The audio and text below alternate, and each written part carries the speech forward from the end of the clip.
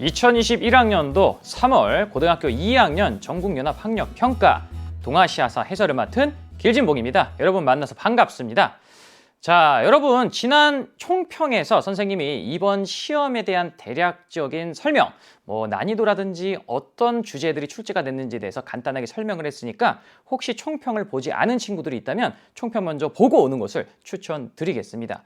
자, 어쨌든 여러분 굉장히 고생 많았습니다. 이렇게 긴 시간 동안 앉아서 시험 보는 게 사실 보통 일이 아니거든요. 고생 많았고요. 지쳤을 법도 한데 이렇게 해설 강의까지 보면서 다시 한번 점검하고 완전히 나의 것으로 만들려는 여러분들의 그러한 노력 굉장히 리스펙합니다. 여러분들 열심히 노력하는 여러분들의 앞에 시험 대박이라는 빛나는 결과가 있을 것이라 선생님은 확신합니다. 항상 화이팅 하시기 바라겠습니다.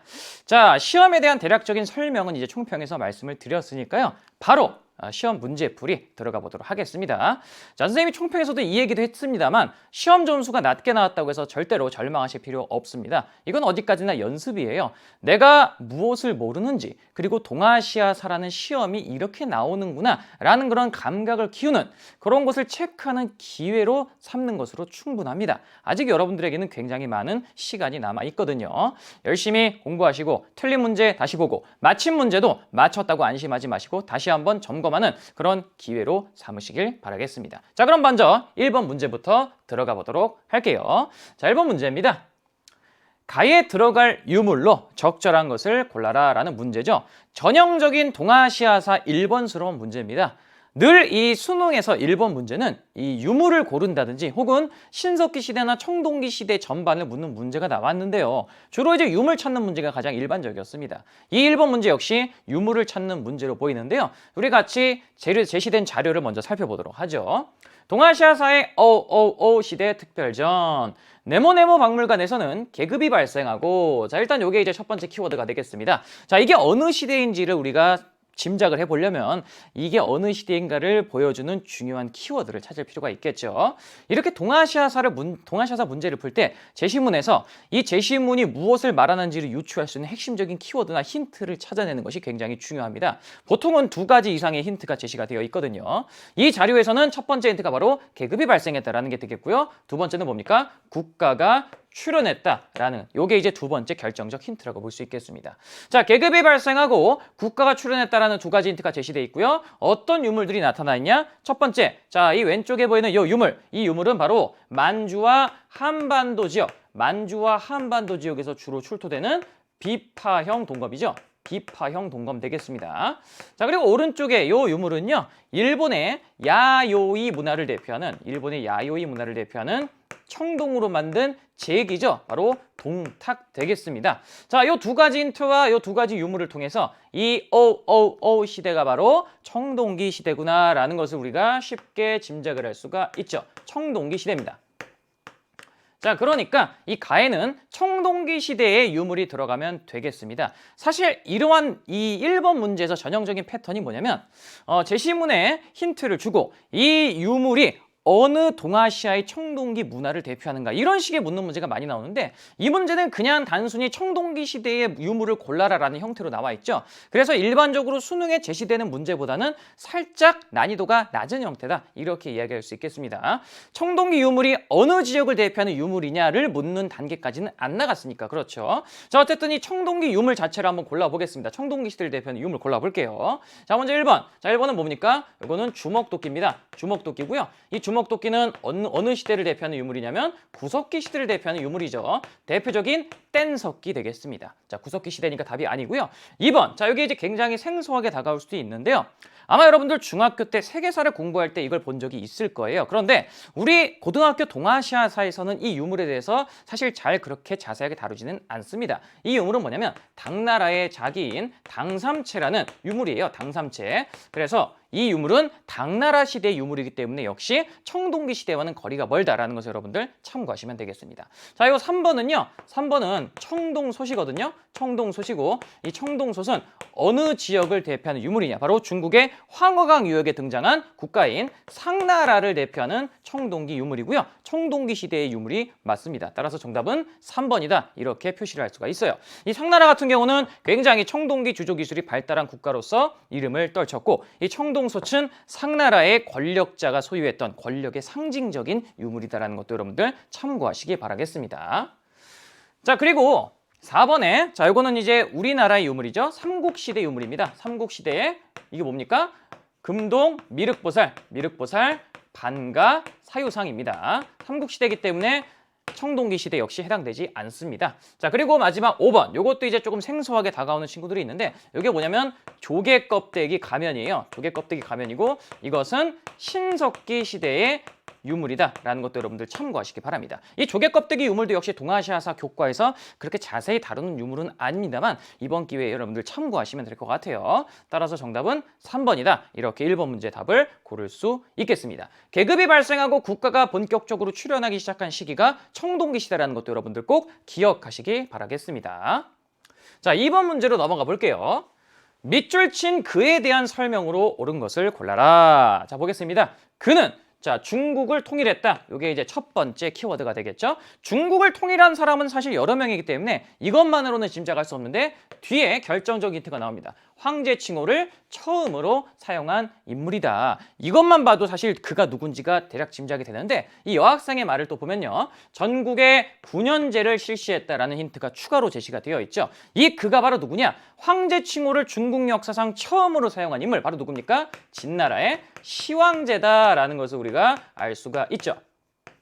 자, 진시황제 정책, 황제 칭호를 처음 사용하고 9년제를 실시했다. 거기에 플러스로 또 어떤 내용이 있냐면 관료제를 본격적으로 실시를 하는데 물론 관료제 자체는 이전에 춘추전국 시대에도 있긴 있었습니다만 309경의 관료제를 정착시킨 인물이 바로 진시황제다라는 것을 참고하시면 되겠고요. 수도로 통하는 도로망도 정비를 했고 그리고 화폐라든지 문자 그리고 도량형 이런 것들을 통일했구나라는 것도 여러분들 꼭 기억하시기 바라겠습니다. 이런 것들을 이제 통일했어요.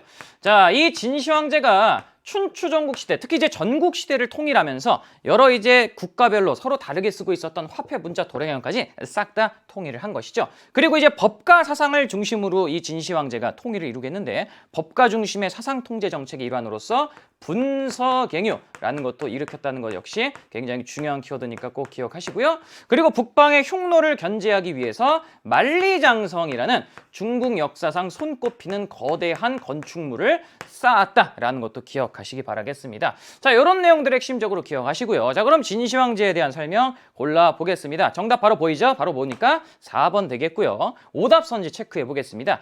퇴학, 유학교육기관, 최고 교육기관 퇴학을 설치한 인물은 바로 진시황제가 아니라 한무제였습니다. 한무제와 진시황제는 번갈아 가면서 출제가 된다라고 얘기해도 지나치지 않을 정도로 굉장히 자주 출제가 되는 주제이기 때문에 이 한무제도 여러분들 잘 기억하실 필요가 있어요.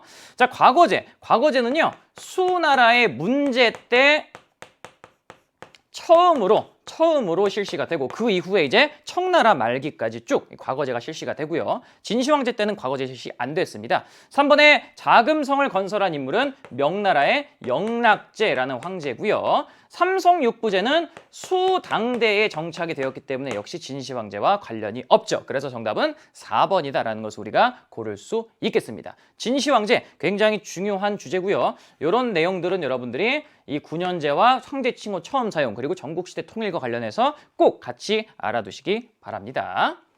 자, 이제 3번 문제로 넘어가 보겠습니다. 가에 들어갈 내용으로 적절한 것을 골라라 라는 문제가 되겠네요.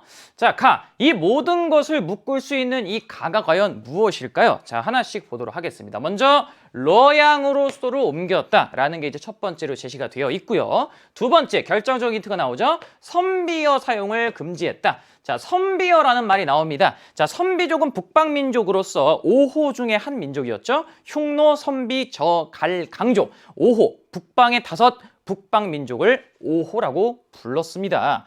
호가 이제 오랑캐란 뜻이에요. 오랑캐 호자거든요.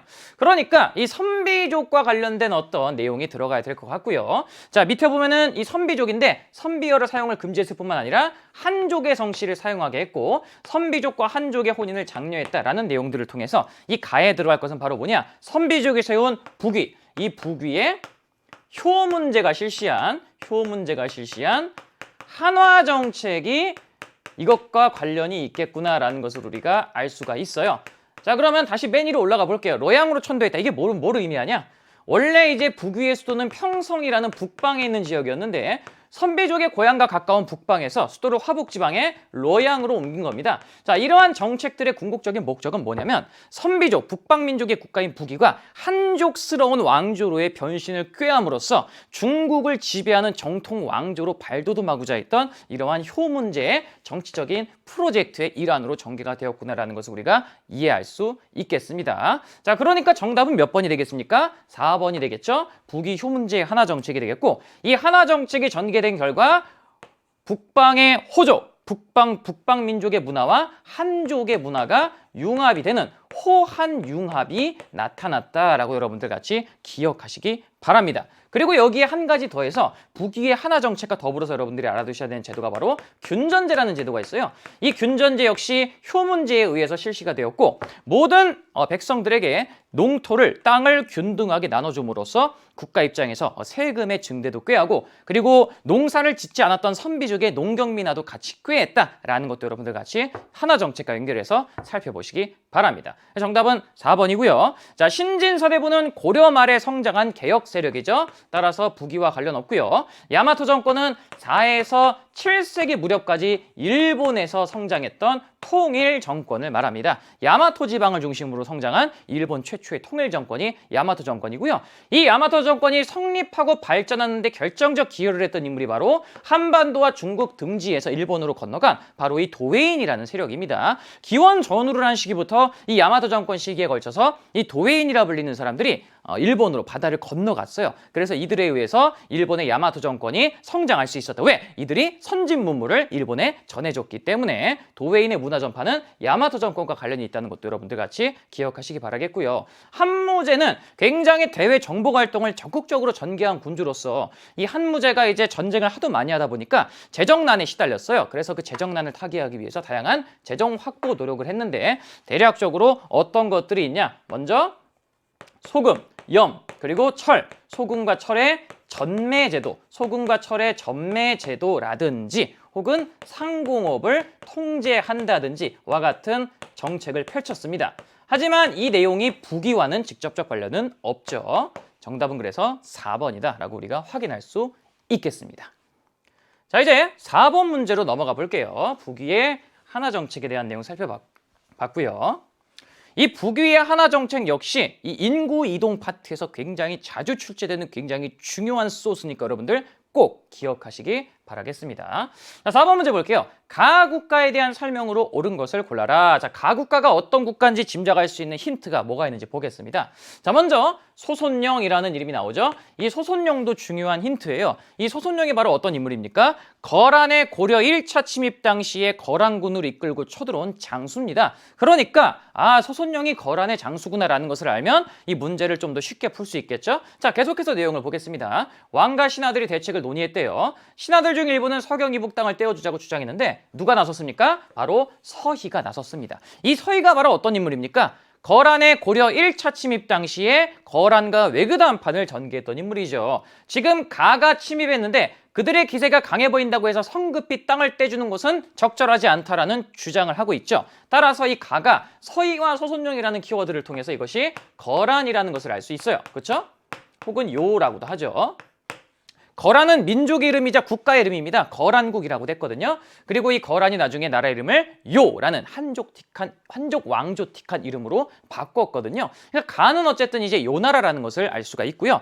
참고로 이 거란의 1차 침입, 이게 이제 1차 침입과 관련이 있는 사료인데 이 1차 침입은 993년에 이루어졌다는 것은 참고로 알아두시기 바라겠습니다. 자, 그래서 서희가 이제 외교도 한판을 나서는 그런 내용인데 여기서는 어쨌든 이게 거란이라는 것만 알면은 문제 푸는데 큰 지장은 없습니다. 자, 거란에 대한 요나라에 대한 설명 골라볼게요. 1번. 자, 골품제를 시행했다. 아니죠. 골품제는 신라의 고유 신분 제도니까 거란과는 관련이 없고요. 2번에 견당사를 파견한 대표적인 나라가 바로 어디입니까? 일본입니다. 일본은 견당사를 언제 파견했냐? 7세기에서 9세기에 걸쳐서 파견을 했고요. 이 일본이 견당사를 파견한 요 시기, 요것도 여러분들 알아둬야지 풀 수 있는 문제가 은근 자주 출제가 되기 때문에 7세기에서 9세기에 일본이 견당사를 파견했다는 걸 기억하세요.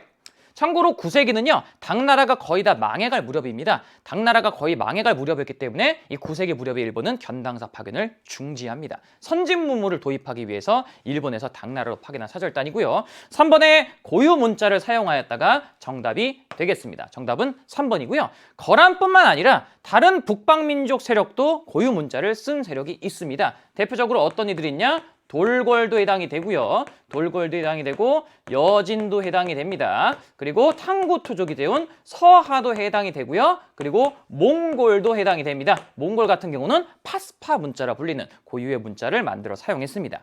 이러한 북방민족 혹은 이 북방민족들이 세운 국가들에서도 역시 고유 문자를 썼고 이 고유 문자를 쓴 것은 자신들의 전통 문화를 보존하기 위한 방책이었구나라는 것도 여러분들 같이 파악하시면 되겠습니다. 자, 그리고 4번에 중국의 남북조를 통일했다. 이거 어디입니까? 바로 우리가 앞에서 살펴봤던 북이죠, 북이. 하나 정책을 추진했던 바로 그 선비족의 북이 되겠습니다. 북이가 아니고 죄송해요. 북이는 화북 지방을 통일했고요. 남북조 시대를 통일한 나라는 수나라죠. 죄송합니다. 네, 수나라가 589년에 남북조 시대를 통일합니다. 그리고 수나라의 뒤를 당나라가 이었죠. 네, 수나라입니다. 북이는 화북 지방만 통일했고요. 산킨 코타이 제도를 실시한 세력은 어디입니까? 일본의 에도마쿠다라고 보시면 되겠습니다. 쇼군이 지방의 다이묘들을 통제하기 위해서 실시한 제도가 산킨 코타이 제도죠. 정답은 그래서 고유 문자를 사용했다. 3번이 되겠습니다. 자, 5번 문제로 넘어가 볼게요. 자, 다음 인물에 대한 설명으로 옳은 것을 골라라. 자, 누가 나옵니까? 주희. 자, 주희 굉장히 자주 나오는 인물이죠. 주자라고도 합니다. 중국에서는 굉장히 어떤 학문적으로 탁월한 업적을 성취한 인물에게 존경의 의미로 자라는 칭호를 붙이거든요. 공자, 맹자, 한비자, 그리고 주희도 주자라고도 부르고요. 이 주희가 학문을 집대성하는데 어떤 학문을 집대성을 했는가 한번 같이 살펴보도록 하죠. 자, 주희는요. 우주의 원리와 인간의 본성을 탐구하면서 새로운 학문의 경지를 이루겠습니다. 원리와 본성 요 자체가 굉장히 중요한 힌트가 되고요. 자, 밑에를 보면은 여조경과 함께 근사록이라는 책을 편찬을 했고 사서집주를 집필했다라는 주의의 활동 내역이 나와 있는데 사실 요거는 이제 이 문제를 푸는데 직접적 단서는 아니고 그냥 이제 주의가 뭘 했는지를 알면은 풀 수 있는 문제가 되겠습니다. 주의가 뭘 했습니까? 바로 우주의 원리와 인간의 본성을 탐구하는 새로운 유화 굉장히 형이상학적인 성향의 유학인 바로 이 학문을 집대성을 했죠. 바로 어떤 학문입니까? 정답은 2번 되겠습니다. 성리학을 집대성하였다. 여기서 이제 문제를 조금 어렵게 낸다면 이 성리학을 집대성했다가 이제 위로 가고요. 대신에 이제 사서집주를 집필했다거나 근사록을 편찬했다라는 요런 조금 이제 어려워 보이는 내용이 이제 답선지로 가면은 요거보다는 조금 어려운 형태의 내용이 된다라고 볼 수 있겠고 거기서 조금 더 나아간다면 이 인물이 집대성한 학문에 대해서 이 성리학에 대해서 이 성리학의 이론이나 특징에 대해서 묻는 문제가 또 변형되어서 출제될 수가 있겠죠. 어쨌든 정답은 2번입니다. 주희가 집대성한 학문 남송의 성리학이었죠. 자, 1번에 천호제를 정비한 인물은 바로 누굽니까? 천호제는 몽골의 제도입니다. 칭기즈칸이 천호백호제, 천호제를 정비를 했고요. 이 천호백호제는 몽골의 행정제도이자 군사제도로서 활용이 됩니다. 거의 이제 이 몽골의 막강한 군사력을 뒷받침하는 군사제도로서 특히 빛을 발했던 제도죠. 사고전서를 편찬한 인물은 누굽니까? 이거는 이제 청나라의 걸륭제 되겠습니다. 청나라의 걸륭제고요. 이 사고전서 같은 경우는 청나라의 고증학이 발전하는 데 굉장히 크게 기여를 했던 국가 프로젝트가 되겠습니다. 독서 삼품과는요. 과거제 영향을 받아서 통일신라에서 실시했던 관리 등용제도인데 골품제 영향으로 제대로 실시되지 못했고요. 5번에 고려만국전도를 제작한 것은 이게 바로 누구냐? 이게 바로 누구냐면은 명나라 말기에 활동했던 예수의 선교사 마테오 리치 되겠습니다. 마테오 리치. 참고로 여러분 독서 삼품과 시행한 인물은 통일신라의 원성왕이라는 인물이에요. 왕 이름도 그냥 참고로 같이 알아두세요. 원성왕. 시기는 8세기입니다. 정답은 2번이에요. 2번. 자, 그래서 5번 문제도 풀어봤고요. 자, 6번 문제 보겠습니다. 가 왕조에서 볼 수 있는 모습으로 적절한 것을 골라라. 자, 발표 주제는 동아시아 문화권의 형성이라고 하네요. 자, 여학생의 발표 내용을 한번 보도록 하겠습니다. 자, 이것은 가의 수도인 장안성. 자, 사실 이 장안성을 수도로 했던 왕조들은 굉장히 많거든요. 그런데 이 동아시아사에서 보통 장안성을 수도로 한 왕조라고 언급을 할 때 가장 많이 제시되는 나라가 바로 어떤 나라냐? 당나라입니다. 당나라. 당나라고요. 자, 그리고 이 장안성의 구조도가 나와 있는데 여기 보시면 주작대로가 나와 있고 황성이 메인에 위치하고 있죠. 이 장안성의 이 모습을 일본의 헤이조큐라든지 발해 상경성이 본뜨는데요. 상경성과 헤이조큐와 장안성의 지도만 보고 이 구분이 잘 안 갈 수도 있는데 여기 보시면 대명궁이라는 게 있습니다. 이 대명궁이 있으면 이거는 당나라 장안성이구나라고 여러분들 바로 간파하시면 되겠습니다. 이 대명궁이요, 당태종의 명령으로 지어진 궁궐이에요. 그래서 이 반듯반듯한 이 바둑판식 구조에 대명궁이 있으면 이것은 바로 당나라 장안성이구나, 당나라수 장안성이구나라고 여러분들 유추를 하시면 되겠습니다. 그래서 여기 나오죠. 발해 상경성, 일본의 헤이조큐에 영향을 주었다. 그러니까 간은 당이에요, 당. 자, 당나라에서 볼 수 있는 모습으로 적절한 것은 이게 이제 여러분 보통 동아시아사에서 어떤 식으로 문제가 나오냐면 이게 이제 제시가 되고요. 가 왕조 시기의 동아시아의 상황, 이런 식으로 사실 문제가 많이 나옵니다. 그러니까 당나라 시기에 동아시아의 전반적인 모습을 다 파악하고 있어야지 답을 고를 수 있는 문제. 요게 이제 전형적인 동아시아사 스타일인데요. 이 문제는 이제 그냥 당나라에서 볼 수 있는 모습이 뭐냐라고 물음으로써 살짝 난이도가 조금 낮게 설정이 되어 있는 것을 볼 수가 있죠. 아무래도 이제 이게 첫 고등학교 2학년 동아시아 학평이라는 것을 조금 고려해서 이렇게 출제를 한 것 같습니다. 자, 어쨌든 이 당나라에서 볼 수 있는 모습 골라볼게요. 정답은 몇 번입니까? 바로 1번이 되겠습니다. 안사의 난. 이 안사의 난이 8세기 중반에 당나라에서 발생한 사건이고요. 이 안사의 난을 신호탄으로 당나라는 쇠퇴하게 됩니다. 사실 근데 이 안사의 난이라는 주제 자체도 동아시아사 교과서, 4종 교과서 전부 다 다루고 있는 소스가 아니기 때문에 사실 정답 선지로 자주 제시가 되는 선지는 아니에요. 하지만 어쨌든 문제 나왔기 때문에 여러분들 같이 꼭 파악해 두시기 바랍니다. 안사의 난 8세기 중반 당나라에서 있었던 반란이다. 알아두시면 되겠고요. 이번에 대월지에 파견되는 장건. 자, 장건을 파견한 나라는 어디입니까? 바로 한나라죠. 이게 한무제 때입니다. 한무제 때 흉노 원정을 위해서 대월지와 동맹을 맺기 위해 장건을 파견했고요. 시기는 기원전 2세기입니다. 3번에 백운동 서원에서 공부하는 유생. 자, 백운동 서원은 조선에서 세워진 최초의 서원이고요. 주위가 백록동 서원을 크게 발전시켰는데 이 백록동 서원을 벤치마킹하는 의미에서 이름을 비슷하게 조선에서 지었습니다. 조선 최초의 서원이에요. 3번은 조선이 되겠고요. 4번에 공행을 통해 무역하는 영국상인. 자, 공행은 청나라에서 이제 실시했던 무역 체제의 한가운데 있었던 집단이라고 보시면 되겠습니다. 청나라는 광저우의 공행을 통해서 서양이 이 공행을 통해서만 무역할 수 있도록 언제부터 이 제도를 도입을 했냐면 18세기부터 도입을 해서 이게 이제 1842년에 난징 조약이 체결될 때까지 공행 무역 체제가 쭉 유지가 됐다고 보시면 되겠고, 지정은제 역시 마찬가지로 청나라의 세금제도 되겠습니다. 은으로 세금을 걷고요. 토지세와 인두세, 정세를 하나로 통합시킨 세금제도라고 보시면 되겠습니다. 은으로 세금을 걷는 시스템이에요. 따라서 정답은 1번이다. 이렇게 우리가 풀 수가 있겠습니다. 자, 7번 문제 넘어가 보겠습니다. 밑줄 친 전쟁에 대한 탐구 활동으로 적절하지 않은 걸 고르는 문제입니다. 적절한 것과 적절하지 않은 것을 혼동해서 틀리면 너무 억울하겠죠. 그렇죠? 여러분들 문제를 꼼꼼하게 잘 보셔야 됩니다.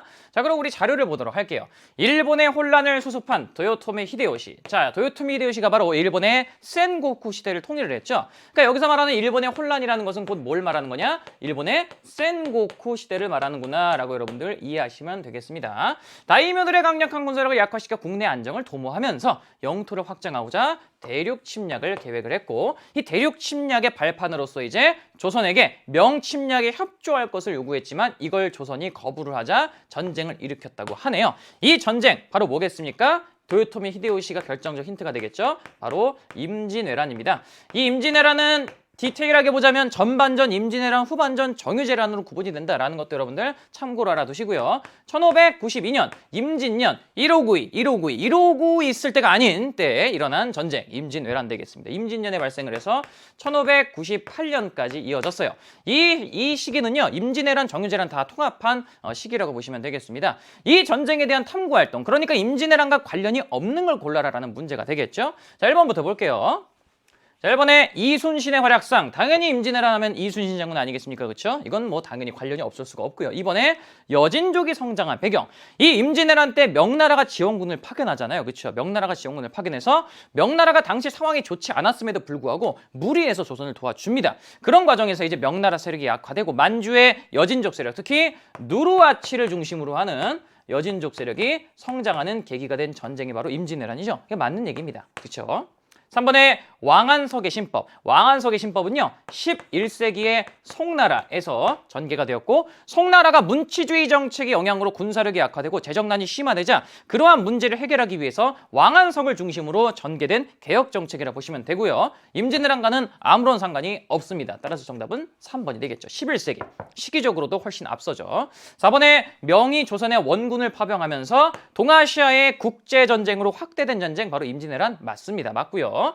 5번에 일본의 도자기 기술이 발달하게 된 계기 역시 임진왜란 맞죠? 이때 이제 대표적으로 조선의 도공 중에 가장 유명한 인물이 바로 누구냐? 이삼평이라는 사람이 있는데, 이 이삼평을 비롯한 여러 조선의 도공들이 임진왜란을 계기로 일본의 포로로 끌려가서 일본의 도자기 기술이 업그레이드되는 계기가 되었고요. 도자기 기술뿐만 아니라 강한과 같은 조선의 성리학자들도 일본에 넘어감으로써 일본의 성리학 역시 임진왜란을 계기로 발전하게 됩니다. 그래서 일본은 문화적으로도 이득을 얻게 되었던 전쟁, 바로 임진왜란입니다. 물론 군사적으로는 일본이 패배했지만 말이죠. 정답은 3번입니다. 적절하지 않은 거니까요. 자, 이렇게 8번 문제 이어서 보도록 하겠습니다.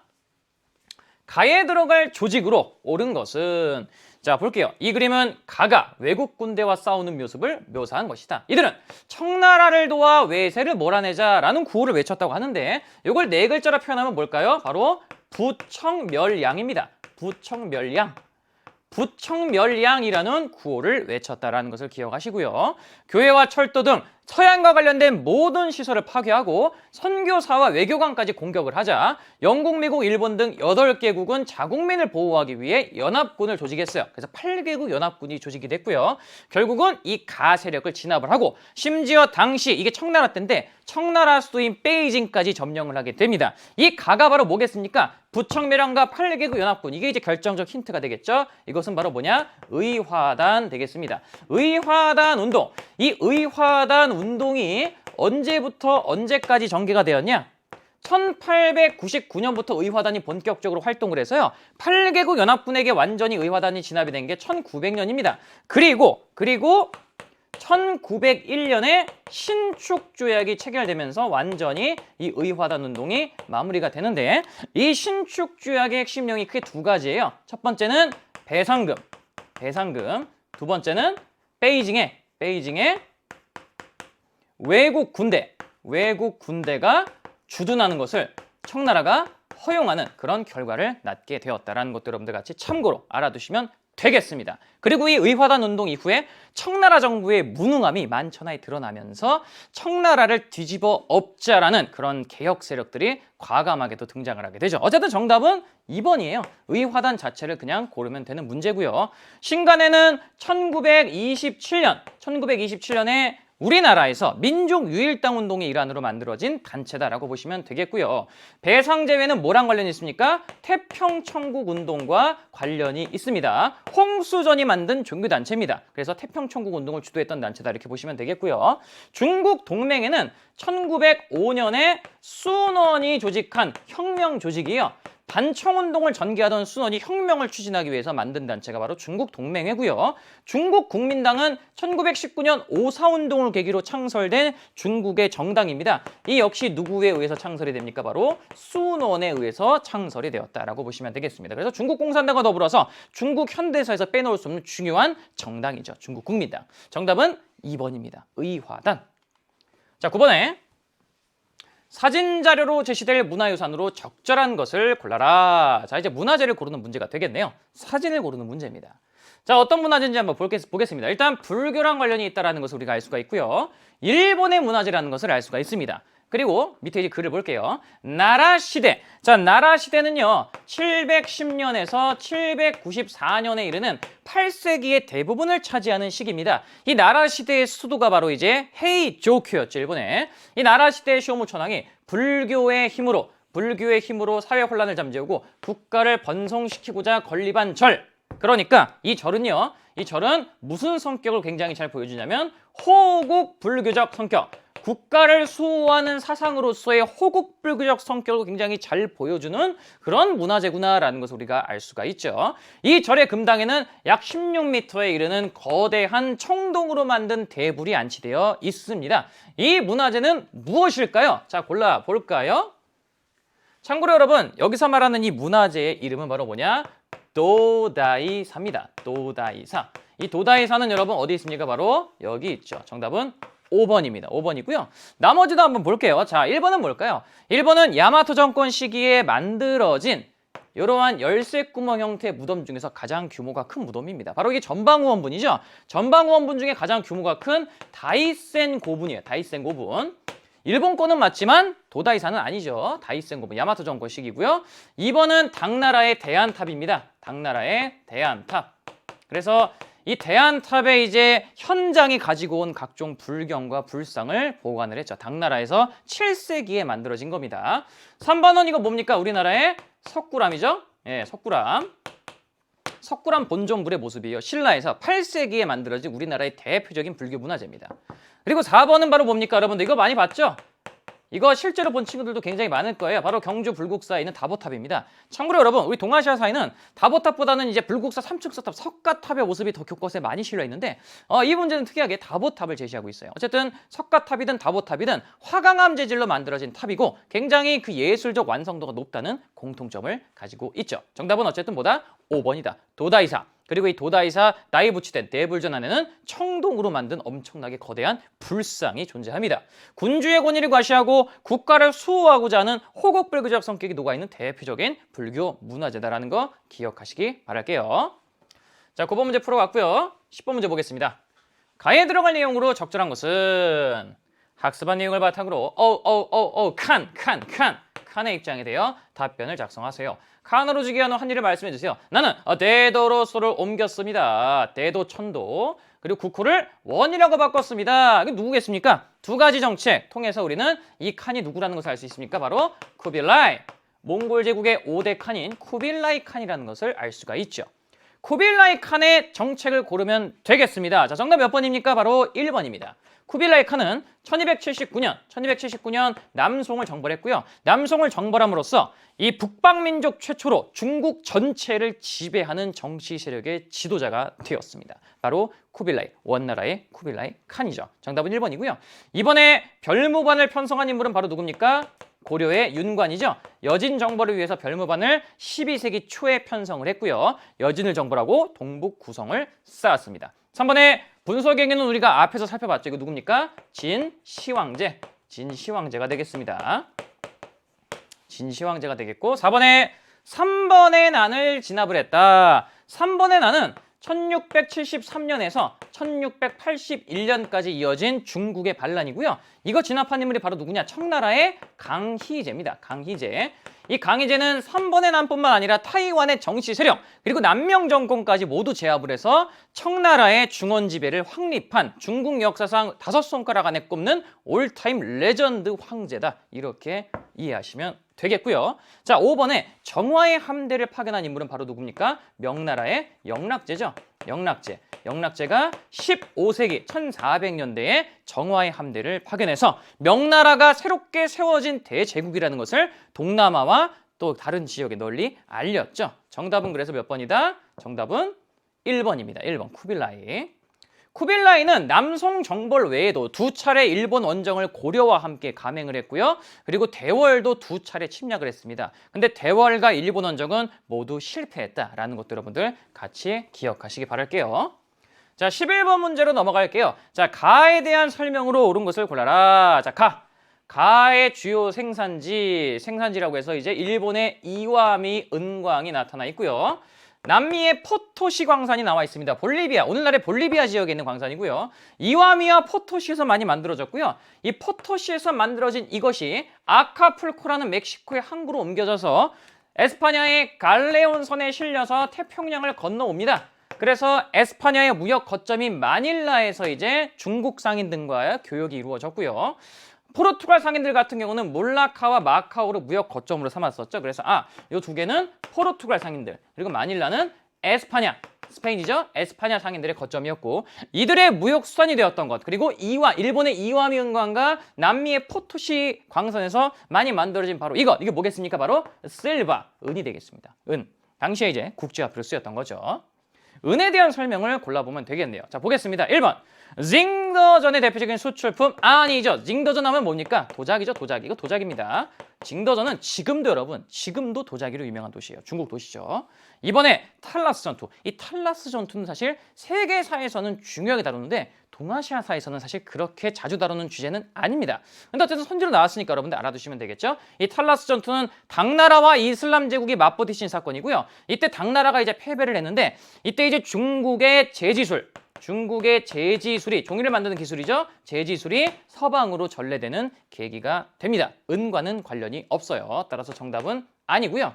3번에 구황작물로 재배되어서 인구 증가 영향을 준 거 은을 작물로 해서 먹을 수 있습니까? 은을 먹을 수 있는 사람이 있으면 나와보라고 하십시오. 못 먹죠, 그렇죠? 구황작물 이거 대표적으로 뭡니까? 감자나 고구마 같은 것들이죠. 신대륙에서 처음으로 이제 재배가 돼서 이것이 이제 세계로 널리 확산됐고 동아시아에서는 이제 구황작물로서 굶주림을 해결해주는 굉장히 고마운 역할을 했다. 척박한 환경에서도 상대적으로 잘 자랐기 때문에 그렇습니다. 4번에 명나라 때 1조 편법의 실시로 세금 납부의 이용. 1조 편법이 바로 뭡니까? 세금을 은으로 납부하는 거죠. 세금의 은납화가 이루어진 제도가 바로 이 1조 편법이고요. 은납화뿐만 아니라 세금을 지세와 정세 이 두 가지로 이원화를 했다는 그런 특징도 가지고 있어요. 지세는 토지세, 정세는 성인 남성 1인당 부과된 일종의 인두세, 머릿수대로 부과되는 세금이다 이렇게 보시면 되겠습니다. 이게 이제 명나라 일조편법이고요. 16세기에 이제 전국으로 확대가 됐고 나중에 청대로 넘어가면 우리가 앞에서 살펴봤던 지정은제로 이것이 한 단계 더 발전을 하게 되는데 지정은제 같은 경우는 정세를 고정시켜서 지세로 합쳐가지고 지정은제라고 불렀습니다. 여전히 세금은 은으로 지정은제에서도 납부를 했었죠. 명나라 일조편법, 청나라 지정은제 공통점 세금을 뭐로 냈다? 은으로 냈다. 같이 알아두시기 바랍니다. 그만큼 명나라, 청나라 내에서 은이 활발하게 민간에서도 유통이 되었구나라는 것을 우리가 짐작할 수 있겠죠. 정답은 4번이고요. 5번에 전국시대. 여기서 말하는 전국시대는 춘추전국시대가 아니고요. 일본의 센고쿠 시대를 말합니다. 일본의 센고쿠 시대에 포르투갈로부터 일본에 처음 전래된 거. 이건 뭐죠? 이거는 은이 아니라 바로 조총입니다. 그래서 이 조총을 활용해서 일본에서는 이제 군사력을 비약적으로 향상시켰고 조총을 활용한 전투로서 대표적인 게 바로 1575년에 치러진 나가시노 전투가 있죠. 같이 참고로 알아두세요. 정답은 그래서 몇 번이다? 4번이다. 은에 대한 설명 골라봤습니다. 자, 12번 문제 이어서 볼게요. 가에 들어갈 내용으로 적절한 것을 골라라. 각 막부와 관련 있는 내용을 바르게 연결하시오. 자, 먼저 첫 번째 까마쿠라 막부, 일본 최초의 막부입니다. 자, 일단 이 무르마치 막부는 여기 연결돼 있죠. 명나라의 조공. 이게 뭐, 이거 뭘 얘기하는 거냐면 이거는 감한무역 얘기하는 감한무역. 이 무르마치 막부의 3대 쇼군이었던 아시카가 유시미스가 명나라로부터 책봉을 받았죠. 책봉을 받고 명나라와 조공무역을 전개하는데 그게 바로 뭡니까? 감한무역이에요. 이 감한무역은 참고로 15세기 초부터 16세기 중반까지 이어지는데 이 감한무역 역시 우리가 앞에서 얘기했던 견당사와 더불어서 이 감한무역에 전개된 기간 요거 이제 굉장히 중요한 소스로 자주 취급이 되니까 요거 여러분들 꼭 기억하시기 바랍니다. 자, 그리고 가마쿠라 막부는 어디로 가야 될까요? 가마쿠라 막부 여기로 가야 돼요. 여몽연합군을 격퇴했다. 물론 막부의 무사들이 싸워서 격퇴했다기보다 태풍의 힘이 크긴 했지만 어쨌든 여몽연합군을 격퇴한 막부가 가마쿠라 막부입니다. 그리고 에도 막부가 이제 가가 되겠죠. 그러면 이 에도 막부에 대한 설명을 고르면 되겠습니다. 자, 1번 볼게요. 야요이 문화. 야요이 문화는 기원전 3세기에서 서기 3세기까지 발전한 일본의 청동기와 철기를 함께 사용한 문화입니다. 야요이 문화. 그래서 상관이 없고요. 다이카게시는 645년에 이루어진 중앙 집권적 정치 개혁이고요. 일본에서 있었던 것은 맞지만 시기적으로 맞지가 않죠. 에도 막부는 여러분 17세기에서 19세기까지 존재했기 때문에 시기적으로 전혀 맞지가 않습니다. 일본의 마지막 막부가 에도 막부거든요. 3번에 이와쿠라 사절단을 파견했다. 이것은 에도 막부가 아니라 바로 메이지 정부가 되겠습니다. 메이지 정부. 이 에도 막부를 무너뜨리고 등장한 메이지 천황 중심의 정부가 메이지 정부고요. 메이지 유신의 전개 과정에서 이와쿠라 사절단을 파견을 했던 거죠. 5대 19개 혼란을 수습한 나라는 바로 중국의 송나라입니다. 그리고 마지막 5번에 통신사를 통해서 조선과 교류한 막부가 바로 이제 에도 막부가 되겠죠. 정답은 그래서 5번입니다. 그래서 임진왜란 이후에 에도 막부가 조선과 다시 국교를 정상화하고 통신사를 통해서 조선과 교류했다라고 여러분들 참고로 알아두시면 되겠습니다. 정답은 그래서 5번이에요. 에도 막부. 자, 13번 문제 이어서 보겠습니다. 가에 들어갈 내용으로 적절한 것을 골라라. 동아시아사 2학년 원격 수업. 자, 원격 수업입니다. 18에서 19세기 동아시아의 가. 이 모든 것들을 포괄할 수 있는 주제를 고르면 되겠습니다. 자, 그림은 풍속화 민화. 풍속화와 민화와 우키요에. 특히 이제 이 우키요에가 자주 나오는 중요한 키워드라고 여러분들 알아두시면 되겠고요. 판소리, 경극, 가부키는 모두 다 굉장히 자주 나옵니다. 그래서 풍속화와 민화 같은 경우는 주로 이제 조선에서 주로 많이 발전을 했고요. 우키요에 같은 경우는 채색 목판화로서 일본 에도 막부 시대에 굉장히 유행했던 그림이에요. 그리고 판소리는 조선 후기, 경극은 청나라, 베이징 오페라라는 별명도 가지고 있었고, 가부키는 에도 막부 시기에 유행했던 극예술입니다. 극예술. 지금으로 치면 뭐 뮤지컬 정도로 우리가 비유를 할 수 있을 것 같아요. 그리고 소설로서는 홍길동전, 대표적인 조선 후기 한글 소설이고요. 홍루몽은 18세기 청나라 때 유행했던 대표적인 소설인데, 이 모든 것들을 포괄할 수 있는 게 바로 뭡니까? 바로 지배층 중심의 문화가 아니라 서민들도 부담 없이 즐길 수 있는 서민들의 문화다라는 공통점을 가지고 있어요. 보통은 여러분 이 서민 문화에 대해서 묻는 문제는요, 이 서민 문화가 주로 이제 언제 집중적으로 발전하냐면 17세기에서 19세기에 이르는 시기에 주로 이제 발전을 하거든요. 이 시기임을 알 수 있는 힌트를 몇 가지 주고, 이 시기의 문화에 대한 설명으로 적절한 것은, 이런 식의 문제가 가장 자주 나오는 전형적인 형태의 서민 문화 문제입니다. 그리고 이제 선지로 이런 게 나오는 거죠. 선지로. 근데 이 문제는 사례를 제시를 하고 이 사례들에 모두 공통적으로 해당되는 게 무엇이냐라고 묻고 있어요. 그래서 이 문제 역시 일반적인 형태의 문제보다는 살짝 조금 난이도가 낮은 문제다. 이렇게 우리가 이해할 수 있겠습니다. 어쨌든 여기 나와 있는 이 사례들이 전부 다 서민 문화, 특히 이 17에서 19세기, 17에서 19세기면은 조선 후기가 되겠고요. 한반도는 조선 후기가 되겠고, 중국 같은 경우는 명에서 청으로 넘어가는 시기, 그리고 이제 청의 시기가 이제 쭉 이어지겠죠. 그리고 일본 같은 경우는 에도 막부 시기가 되겠죠. 요 시기에 주로 명나라 후기에서 청으로 넘어갔던 요 시기, 그리고 조선은 후기, 그리고 일본은 에도 막부 시기에 주로 유행했던 서민문화 사례구나라는 것을 알아두시면 되겠습니다. 정답은 2번이라는 거 여러분들 쉽게 알 수 있겠죠. 자, 불교의 토착화를 이야기를 하려면 어떤 게 나와야 되냐? 뭐 예를 들어서 부모 은중경이라든지, 혹은 우리나라의 산신신앙이나 용신신앙이라든지, 혹은 일본의 신불스팝, 신토와 불교의 융합, 이런 소스들이 나와줘야지 불교의 토착화에 해당이 되겠고요. 율령체제왕립 같은 경우는 이제 수나라, 당나라 때의 통치체제와 관련된 내용들이 나와야 되겠습니다. 그리고 4번, 5번 역시 이 주제와 전혀 관련이 없죠. 정답은 그래서 2번이다라는 것을 알 수가 있습니다. 자, 14번으로 넘어가 볼게요. 자, 14번 문제, 굉장히 동아시아사스러운 문제입니다. 동아시아사 문제 특징이 뭐냐면, 특정 어떤 한정된 단원에 이렇게 딱 얽매이지 않고 굉장히 문제가 좀 복합적으로 구성되어 있는 경우가 굉장히 많아요. 복합형 문제라고 보시면 되겠습니다. 자, 이 가에 들어갈 내용으로 적절한 것을 골라라. 동아시아의 주요 도시라고 하네요. 도시 한 곳을 선정하래요. 자, 지도상에 이렇게 표시가 되어 있는데, 자, 보니까 창장강, 여기 이제 창장강이죠. 여기 이제 황허강입니다. 황허강 말고 창장강 남쪽에 있는 걸로 봤을 때 이 강남지방, 중국의 강남지방에 위치한 도시구나라는 것을 일단 우리가 이 지도상으로 파악을 할 수가 있어요. 자, 그러면 다음 힌트 보겠습니다. 역사적 사실 뭐라고 되어 있냐? 주원장, 명나라를 세운 주원장이 처음에 수도로 삼았던 곳, 여기. 그리고 두 번째 힌트는 뭐냐? 중일전쟁 당시 일본이 대학살을 저지른 곳, 두 가지 힌트가 나와 있습니다. 이 두 가지 힌트를 통해서 우리는 이곳이 난징이라는 것을 알 수가 있어요. 난징 대학살, 중일전쟁 시 일본이 저지른 대표적인 만행이 되겠고요. 주원장이 명나라 설 때 수도를 난징으로 했죠. 그런데 영락제가 난징에서 수도를 베이징으로 옮긴 바 있습니다. 그러니까 가에도 난징에 대한 설명이 들어가야 될 것 같아요. 자, 골라보겠습니다. 1번. 자, 대지마. 자, 대지마는 일본이죠. 일본의 에도 막부가 만든 인공섬입니다. 이거 어디입니까? 나가사키. 짬뽕과 카스테라로 유명한 나가사키에 대한 설명이 되겠습니다. 이 대지마에 원래 이제 포르투갈 상관이 있었는데, 일본이 이제 포르투갈 상인들을 쫓아내면서 이곳에 네덜란드 상관이 옮겨왔고, 이 대지마는 네덜란드 상인과 에도 막부가 교류의 중심지가 되죠. 이번에 청해진이 설치되었다? 아닙니다. 청해진은 우리나라의 완도라는 섬에 설치가 되었고요. 3번에 강화도 조약으로 개항되었다? 아닙니다. 강화도 조약으로 개항된 곳은 부산, 그리고 인천과 원산 같은 도시들이 대표적이죠. 강화도지사 원문에는 부산 외 2개 항구를 개항한다 이렇게 나와 있는데 그 2개 항구가 바로 인천과 원산이 됐습니다. 시모노세키 조약에 의해 할양되었다. 청일전쟁에서 청나라가 패배하고 맺은 조약이 시모노세키 조약이죠. 이 시모노세키 조약으로 청나라가 일본에게 땅을 몇 개 떼줬는데 어딜 떼줬냐? 랴오뚱 반도, 그리고 타이완,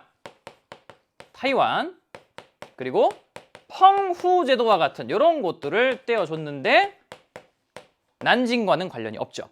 마지막 5번. 1차 아편전쟁의 결과 불평등 조약이 체결되는데 이게 정답이죠. 바로 무슨 조약입니까? 난징조약.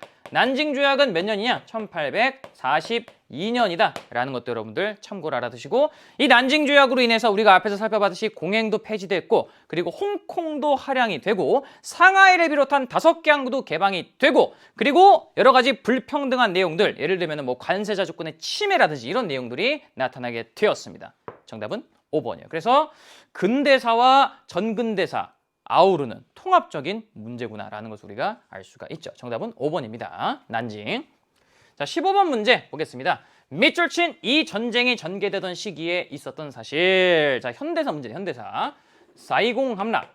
자, 사이공은 이제 베트남의 도시고요. 지금 현재는 사이공이라고 부르지 않고 호찌민이라고 부릅니다. 원래는 사이공이라고 불렀었어요. 이 사이공은 바로 베트남 공화국 혹은 남베트남이라고 부르는 요 정권의 수도였습니다. 베트남 남부 지역에 있는 도시거든요.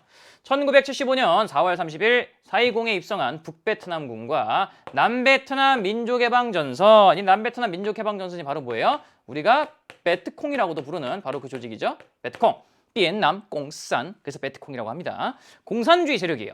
이 북베트남 역시 이제 사회주의 공산주의 정권이 되겠죠. 이들이 이제 탱크를 앞세워서 이제 남베트남의 수도 사이공을 점령하고 있는 모습이고, 이 사건으로 인해서 이제 이 전쟁이 마침내 끝이 났다라고 언급을 하고 있어요.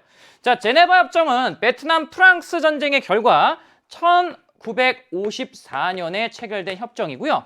이 제네바 협정에서 베트남을 임시로 이제 남북으로 분단을 시키고 통일적인 총선거를 통해서 통일정부를 수립한다고 약속을 했는데, 냉전 시기에 미국이 개입하면서 남베트남 정권이 수립이 되고 베트남이 이제 남북 간의 대립이 극심해졌죠. 그 과정에서 이 남베트남 민족해방전선이 결성이 되면서 이 전쟁이 본격화됐습니다. 이 전쟁은 바로 무슨 전쟁입니까? 베트남 전쟁이죠. 베트남 전쟁이고요. 이 베트남 전쟁은 여러분 6.25처럼 그 시작 시점이 명확하지가 않아요. 시작 시점에 대한 여러 가지 얘기가 있는데 1960년부터 시작이 되었다라는 그런 설도 있고, 1955년, 그러니까 남베트남 정권이 수립된 그 시기부터를 시작으로 잡는 학자들도 있는데 시기는 명확하지 않습니다만 끝나는 시기는 1975년, 바로 이 남베트남의 수도 사이공이 북베트남 세력에 의해서 함락된 이 시기까지가 되겠고요. 자, 어쨌든 이 베트남 전쟁 시기에 있었던 일 골라보겠습니다. 자, 1번 한국 광복군 창설은 1940년이기 때문에 해당되지 않고요.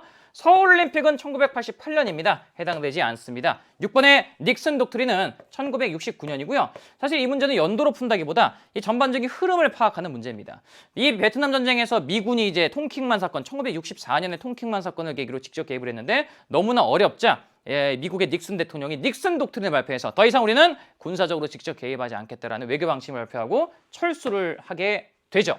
미군이 철수를 준비하게 되는 계기가 된 게 바로 이 닉슨 독트린입니다. 베트남전에서의 철수를 준비하게 된 계기가 된 사건. 닉슨 독트린 정답이 3번이 되겠습니다.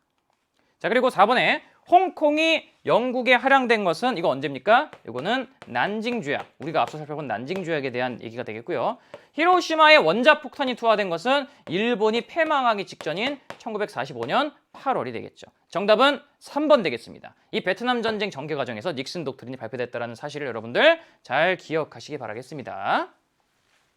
자, 16번 문제 볼게요. 밑줄 친 전쟁. 전에 소식 들었나? 일본이 리순항을 기습했다는데, 그래, 리순은 러시아에 조차지잖아. 일본이 러시아를 공격한 거니까 무슨 전쟁입니까? 이거 러일 전쟁이죠. 러일 전쟁. 이 러일 전쟁은 1904년부터 1905년까지 전개가 되었습니다. 이 러일 전쟁의 결과가 무엇이냐라고 묻고 있어요. 자, 보겠습니다. 1번.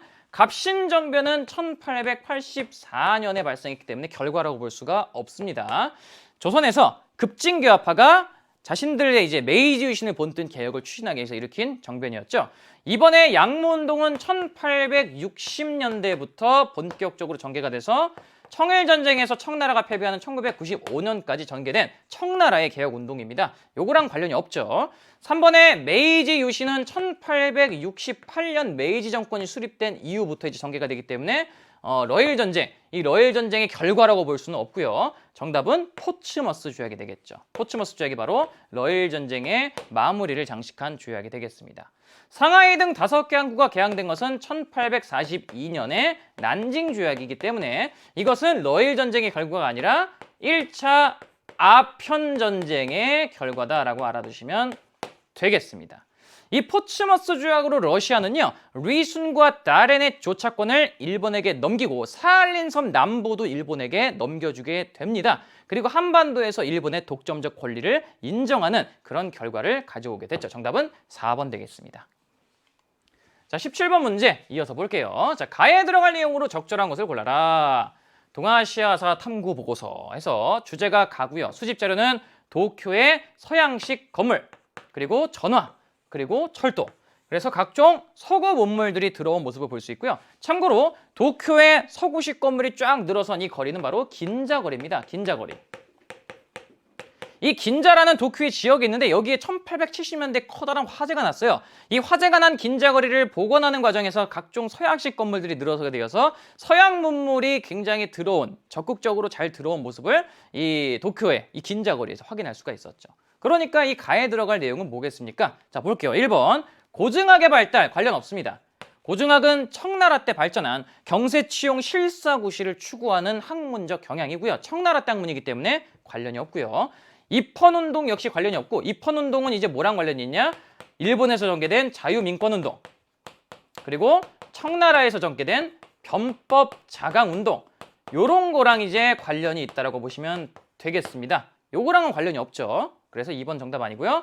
근대 교육. 자, 근대 문물은 맞지만 여기서는 교육이라고 못을 받고 있기 때문에 근대 교육과 관련이 있으려면 뭐 도쿄대학의 설립이라든지 혹은 뭐 유경공원과 같은 근대식 학교 혹은 일본의 교육치거나 조선의 교육입국 조서와 같은 내용들이 나와야 될 텐데 그런 내용이 나와 있지 않죠. 따라서 직접적 관련 없고요. 4번에 제2차 세계대전의 전후 처리 역시 관련이 없습니다.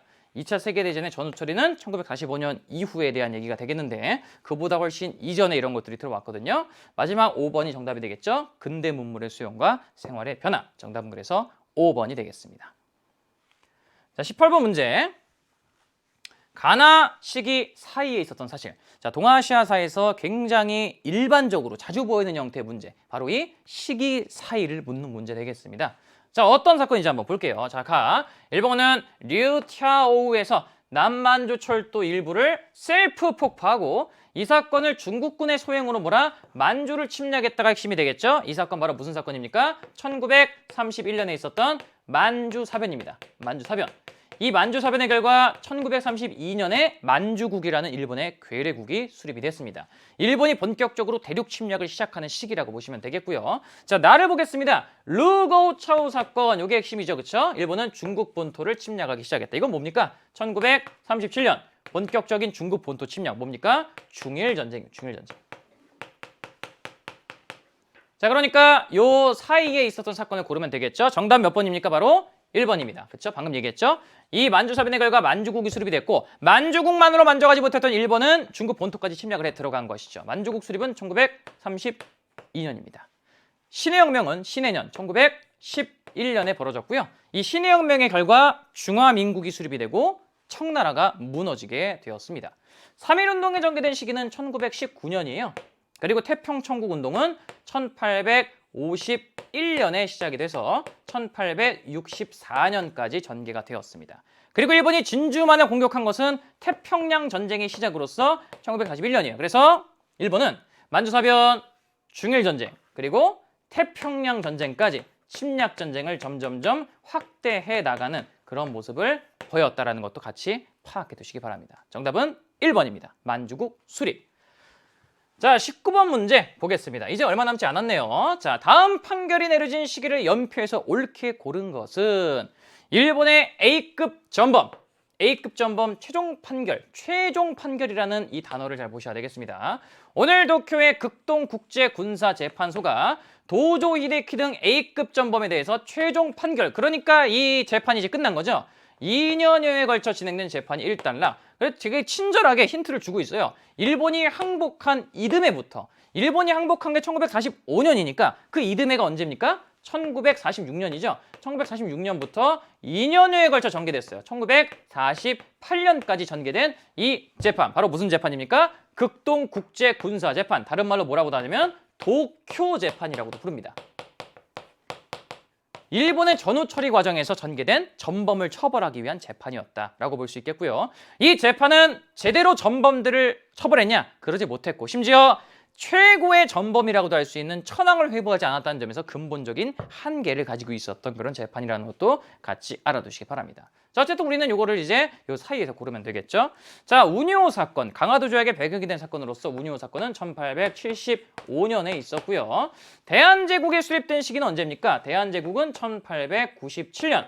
아관 파천으로 러시아 공사관 갔다가 다시 돌아온 고종이 대한제국을 1897년에 선포를 했습니다. 파리강화회의는 1차 세계대전 전후 처리를 위해서 1919년에 개최가 됐고요. 이 파리강화회의에서 이제 민족 자결주의와 같은 원칙들이 대두가 되면서 우리나라에서 3.1운동이 일어나는 계기가 되었고 여기서 중국이 산둥반도 이권을 돌려달라고 주장을 했는데 이것이 받아들여지지 않자 중국에서는 5.4운동이 일어나는 계기가 되기도 했죠. 태평양전쟁 발발은 우리가 앞서 살펴봤던 진주만공서 1941년이고요. 한일기본조약은 1965년 한일 간의 외교 관계가 정상화되는 계기가 되었고天安문 사건은 1989년입니다. 중국에서 발생한 민주화 운동이었죠. 그러니까 도쿄 재판은 어디 들어가 있습니까? 정답은 라가 되겠죠. 라. 그래서 연도를 몰라도 태평양 전쟁에서 패망하고 전후 처리 과정에서 이게 있었구나라는 것을 안다면 라라는 것을 이 흐름상 우리가 또 짐작을 할 수가 있겠습니다. 정답은 라. 4번이 되겠죠. 자, 이제 대망의 마지막 20번 문제입니다. 자, 밑줄 친 정책에 대한 설명. 자, 눈썰미가 조금 좋은 친구들은 이 그림만 봐도 이 사람이 누군지를 알 수도 있어요. 그림만 봐도. 우리 교재에도 이 사람의 사진이 또 실려 있거든요. 우리 교과서에도. 자, 뭐라고 얘기하는지 한번 보겠습니다. 여기는 중국의 경제특구인 선전입니다. 대형 그림 속 인물은 덩샤오핑입니다 라고 나와 있죠. 실용주의를 추구한 그의 정책에 따라서 실용주의 노선을 추구했대요. 경제특구로 지정이 됐고 외국의 자본과 기술을 받아들이는 거점이 되었다고 하네요. 이 덩샤오핑이 무슨 얘기를 했냐? 흥묘백묘론이라는 유명한 얘기를 합니다. 흥묘백묘론. 이게 무슨 소리냐? 검은 고양이든 하얀 고양이든 간에 쥐만 잘 잡으면 된다라는 얘기입니다. 쉽게 말해서 시장경제체제든 사회주의 경제체제든 간에 중국인들의 배를 불리게 하면 그것으로 족하다라는 실용주의적인 그의 노선이 잘 반영된 발언이라고 할 수 있어요. 이 흥묘백묘론을 기반으로 해서 이 덩샤오핑이 추진한 정책이 바로 뭡니까? 중국의 개혁개방 정책이죠. 개혁개방. 자, 덩샤오핑이 등장하기 이전 마오쩌둥이 실권을 잡고 있을 무렵에 대약진 운동을 추진하는 과정에서 무리한 사회주의 경제체제 건설을 추구하다가 엄청난 피해를 중국이 입었고요.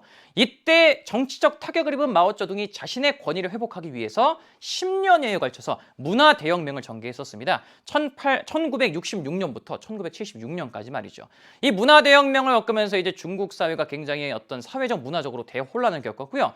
그 문화대혁명이 이제 이 마오쩌둥이 사망하면서 끝이 나고 그 뒤를 이은 이제 덩샤오핑이 이런 실용적인 경제 정책을 전개하면서 중국에 본격적으로 개혁개방 정책을 전개하기 시작을 한 겁니다. 그래서 대약진 운동 때 만들어졌던 인민공사와 같은 것들이 이제 사실상 해체가 되고요. 여기 나와 있다시피 여러 가지 경제특구들이 만들어지고 다양한 외국의 자본과 기술을 도입하기 위한 개방적 경제 환경이 조성이 되어서 오늘날 경제대국인 중국으로 발전할 수 있는 기반을 닦게 된 경제정책이 바로 이 덩샤오핑의 개혁개방 정책이다. 이렇게 볼 수 있겠고 이 개혁개방 정책이 본격화된 시기는 대략 1978년 정도라고 보시면 되겠습니다. 그래서 오늘날도 중국은 시장경제체제를 일부 도입을 하고 있죠. 이 정책에 대한 설명 골라보겠습니다. 1번, 자, 헌의육조를 채택해왔다. 헌의육조는요, 1898년에 독립협회, 대한제국의 독립협회가 채택한 정치개혁 건의안이 되겠습니다. 요거는 이제 제대로 이 대한제국에게 결과적으로 수용이 되지 않았죠. 금릉기계국은 1865년에 난징에 설치된 근대 무기 공장이고요. 양무운동의 성과 중에 하나다라고 보시면 되겠습니다. 무기 공장이에요, 무기 공장. 개혁과 개방을 강조했다가 정답이 되겠죠. 중국의 개혁 개방 정책이니까요. 그리고 4번에 오사운동의 배경이 됐다. 오사운동은 뭡니까? 오사운동은 일본이 21개주 요구를 1차 세계대전 전개되던 도중이었던 1915년에 중국에게 요구를 했고, 이 요구의 핵심 내용은 산둥반도를 비롯한 여러 가지 중국의 이권들을 일본이 가져가는 내용이었습니다. 그리고 그것이 1919년 파리 강화 회의에서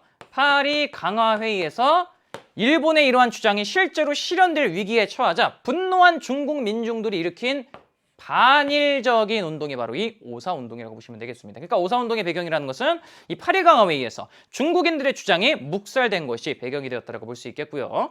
5번의 변법 자강 운동은 1898년에 캉요웨이와 량치차오와 같은 입헌론자들이 추진한 개혁 운동입니다.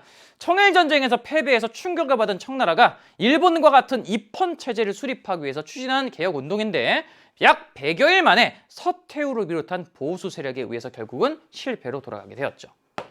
변법 자강 운동. 따라서 이 문제의 정답은 3번이 되겠습니다. 끝! 네, 여기까지 해서 20개의 문제를 모두 정리해봤습니다. 자, 여러분들 선생님 총평에서도 얘기했지만 아직 이 동아시아사 내용을 전체적으로 다 훑은 친구들이 거의 없을 거예요. 여러분들 고등학교 2학년 이제 막 올라왔으니까 동아시아사가 굉장히 낯설 텐데 문제들 너무 어렵다고 좌절할 필요 절대 없습니다. 이런 식으로 문제가 나오는구나 감 잡으시고요. 앞으로 열심히 공부하시면 여러분들 얼마든지 동아시아사 고수가 될 수 있다라는 거 꼭 명심하시기 바라겠습니다. 선생님은 여러분들의 동아시아사 대박을 항상 응원하도록 하겠습니다. 여러분들 정말 고생 많았고요. 항상 건강하시고 행복하게 여러분들 앞으로 꿈을 위해서 힘차게 달려나갈 수 있기를 진심으로 기원하겠습니다. 고생 많았어요. 안녕!